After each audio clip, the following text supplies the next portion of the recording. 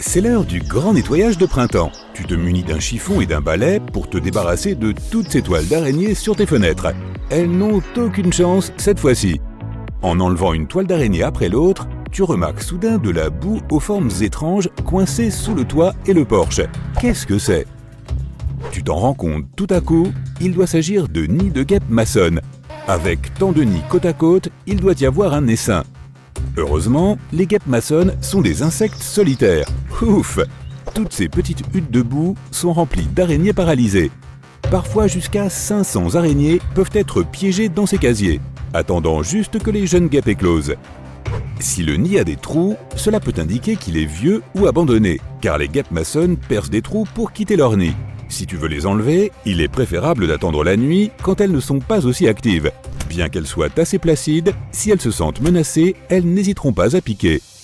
On dirait qu'un insecte a été conçu à moitié, puis que son créateur s'est interrompu. Le grillon taupe semble vraiment venir d'un autre monde. Avec des griffes de taupe, un corps de grillon et une tête de crevette, cette créature est un peu l'ornithorynque du monde des insectes. Il n'est pas venimeux et ne mord que si tu le prends au piège dans ta main. Et si tu l'ennuies vraiment, il a un autre atout dans sa manche, ses ailes. Elles peuvent cracher un liquide brun qui sent mauvais, tout comme la moufette. Alors laisse-les juste quitter ta maison et il n'y aura rien à nettoyer. Les bassins rocheux sont pleins de toutes sortes de plantes et d'animaux. Des créatures marines comme les étoiles de mer, les herbes marines, les bernards l'ermite, les petits poissons et toutes sortes de pieuvres. Si tu croises cette petite pieuvre à anneaux bleus, il vaut mieux la laisser tranquille. Elle clignote en bleu néon pour une bonne raison. Cette pieuvre miniature a une morsure venimeuse 1000 fois plus forte que le cyanure et sans antidote disponible. N'essaie pas de la chatouiller avec un bâton ou d'en ramasser une, ça ne vaut pas le voyage à l'hôpital ou à la morgue. Les serpents terrestres ont beau être effrayants, les serpents marins sont d'un tout autre niveau. Dans les océans Indien et Pacifique, on compte environ 50 espèces différentes de serpents de mer et ils sont aussi beaux que dangereux. Heureusement, ils ne semblent pas trop se soucier de nous. Le serpent de mer de Dubois est sans doute le plus venimeux de l'océan, talonné pour ainsi dire par le serpent de mer à bec. Leur venin ferait presque oublier la morsure d'un cobra. Le venin de ces deux serpents est extrêmement dangereux. Heureusement pour nous, il peut mettre des heures à provoquer des symptômes chez l'homme, et il faudrait qu'il transperce ta combinaison de plongée. Si cette mouche se pose sur ton bras à l'extérieur, tu pourrais crier un peu, on ne t'en voudrait pas. La mouche scorpion, comme son nom l'indique, a une queue incurvée qui ressemble à un dard de scorpion. Mais tu peux souffler, elle ne lui sert que pour l'accouplement. Elle a aussi une longue tête en forme de bec qui lui sert à se nourrir après avoir volé des insectes dans les toiles d'araignée. Pour trouver le partenaire idéal, elle adore faire des cadeaux sous forme de salive. Comme c'est romantique! Si tu te trouves en Afrique, il se peut que tu passes à côté de ce grand oiseau si tu ne fais pas attention. Le bec en sabot s'immobilisera quand tu passeras devant lui. Pouvant mesurer jusqu'à 1,50 m et avoir une envergure de 2,50 m, le bec en sabot ressemble à un prédateur, bien qu'il soit tout sauf ça. Connu comme l'un des oiseaux les plus lents du monde, presque une statue, le bec en sabot ne fait que manger les poissons près de la surface de l'eau, sans se soucier du monde. Cet oiseau n'a pas du tout peur des humains. Bien qu'il ne soit pas très bavard, il te laissera l'approcher suffisamment pour prendre quelques photos. Si tu entends un petit grincement pendant que tu es dans le jardin, cela pourrait être une souris, un écureuil ou un scarabée rhinocéros qui te fait savoir que tu es trop proche. Ils adorent faire du bruit quand on les dérange. Avec leurs cornes géantes et effrayantes sur la tête, ils peuvent sembler capables de se défendre, mais ce n'est pas le cas. Elle leur sert seulement à déplacer les feuilles et les bâtons de leur chemin et pour empêcher les autres mâles de venir dans les parages de la femelle. Non seulement ils ont une corne sur la tête, mais ils ont aussi une force herculéenne. Ils sont capables de soulever 850 fois leur propre poids. C'est comme si tu pouvais soulever 65 tonnes ou 11 éléphants. Vivant principalement en Chine, le petit cerf huppé est adorable avec sa touffe de poils. En tout cas, jusqu'à ce qu'il se retourne et se révèle être un cerf vampire. Heureusement, cet animal ne souhaite pas goûter ton sang, ni porter de cape. Seuls les mâles font pousser ces attributs plutôt que des bois pendant la saison des amours, afin de se disputer des territoires et des femelles. Ces crocs ressemblent plus à des défenses d'éléphants qu'à des dents acérées. Non seulement ils ont des crocs, mais ils sont aussi connus pour aboyer comme des chiens et fuir comme des chats quand ils ont peur. La marée rouge est une prolifération d'algues toxiques qui s'élèvent du fond de la mer après des tempêtes particulièrement violentes. Cette algue ressemble beaucoup à du ketchup ou à de la rouille renversée dans l'eau, mais c'est bien pire pour la vie autour d'elle.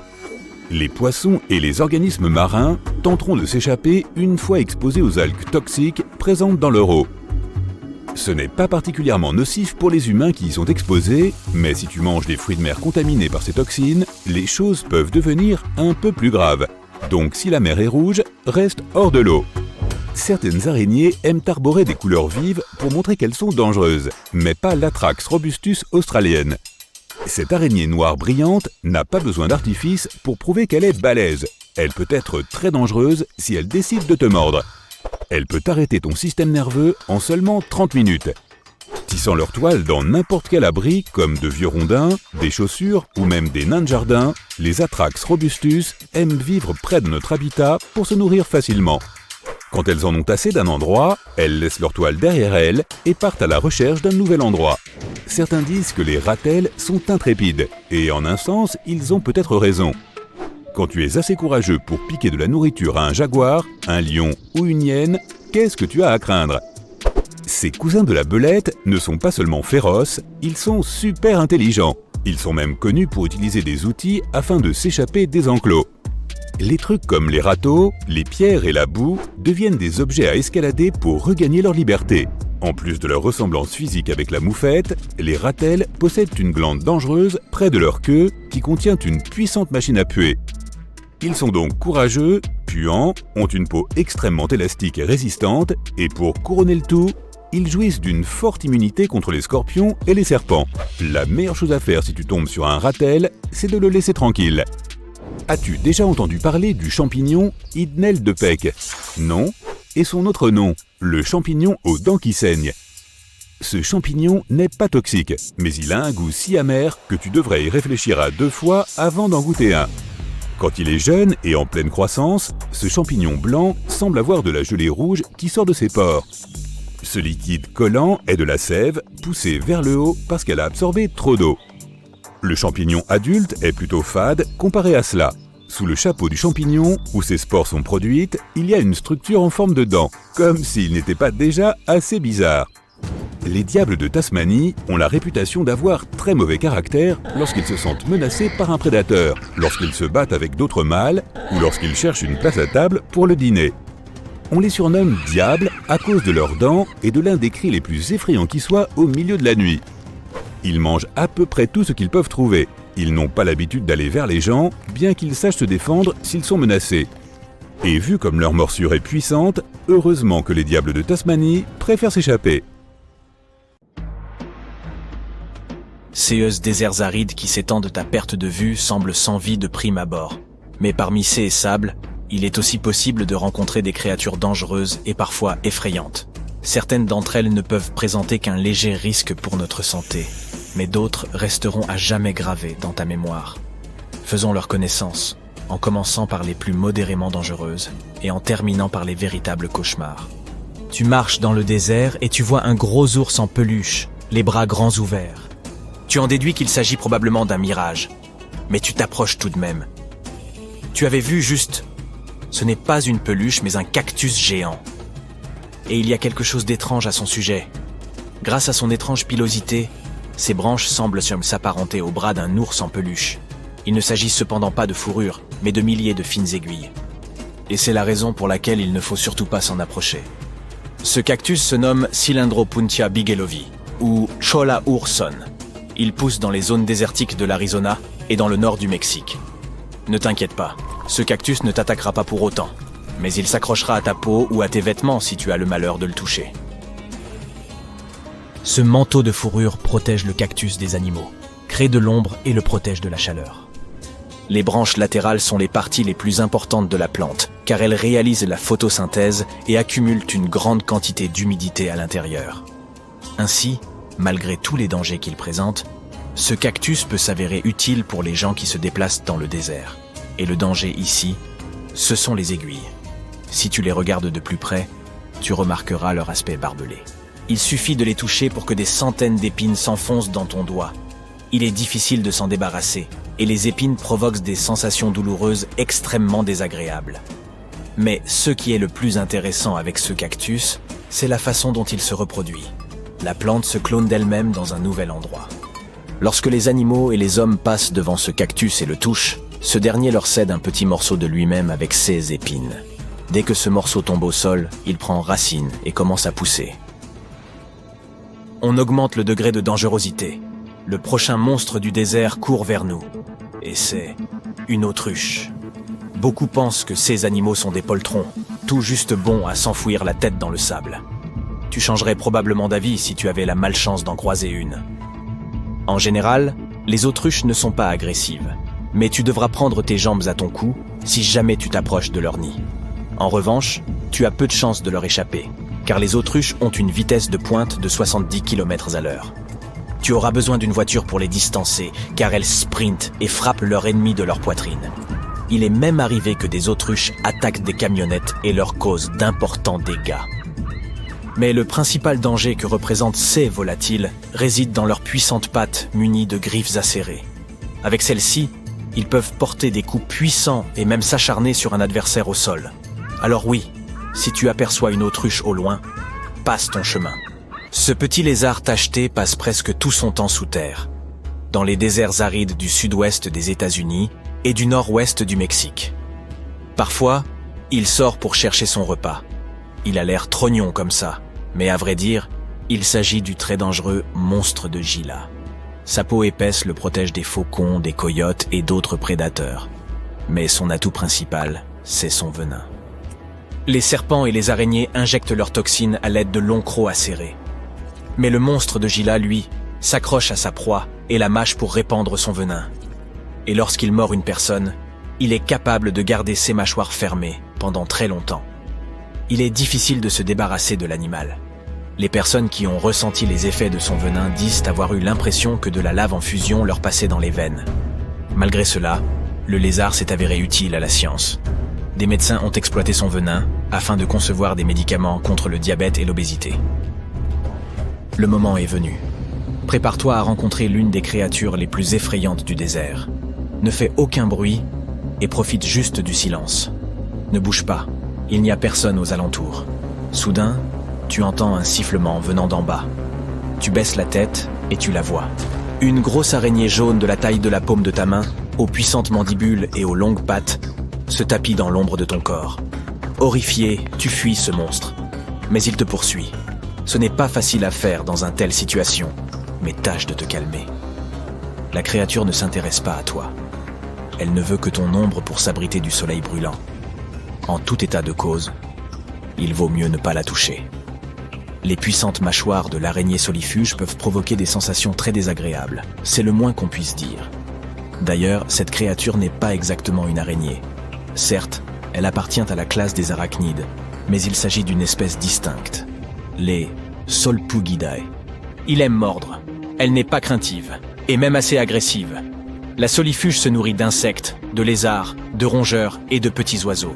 Elle peut également se déplacer à une vitesse de 16 km/h. Compte tenu de sa petite taille, c'est très rapide. Il faut être un athlète professionnel pour parvenir à lui échapper.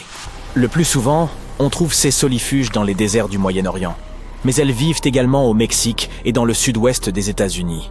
Ces araignées sont nocturnes et essaient d'éviter le soleil pendant la journée, de sorte qu'elles seront toujours en quête de ton ombre.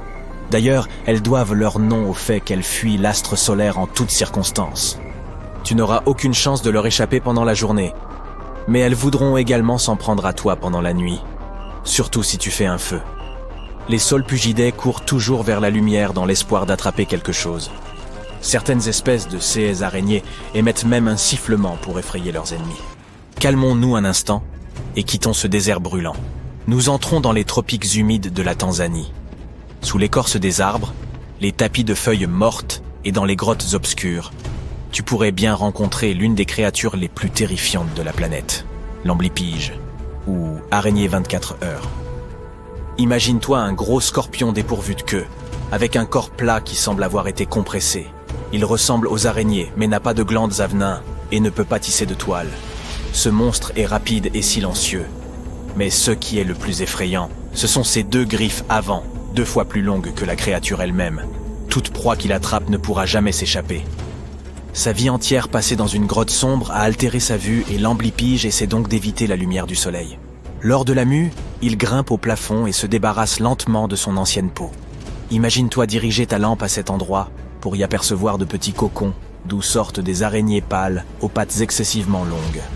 Si tu croises cette créature dans la vraie vie, garde ton calme et éloigne-toi lentement le plus loin possible. Reste sur tes gardes. L'Amblipige peut se glisser sous tes vêtements en un clin d'œil et te mordre à l'abdomen. Et ce n'est rien à côté de ce qui t'attend. Bon, d'accord, c'est une blague.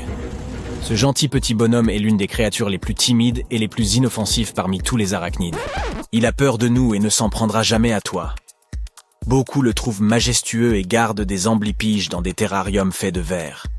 Si tu désires un tel animal de compagnie, veille attentivement à ce qu'il ne s'enfuit pas de sa maison.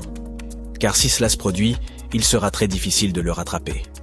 En quelques instants, il peut se glisser sous ton lit ou passer par les interstices du plancher. Ensuite, il se rendra dans l'appartement de ton voisin par le biais du système de ventilation et terrorisera les gens qui s'y trouvent. Bon, et pourquoi pas un petit scorpion pour la route?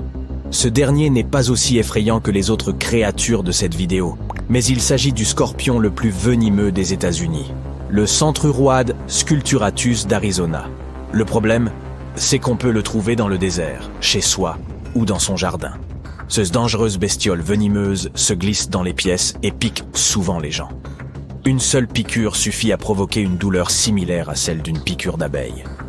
Mais une personne allergique peut souffrir de paralysie, de détresse respiratoire et d'autres problèmes de santé extrêmement graves.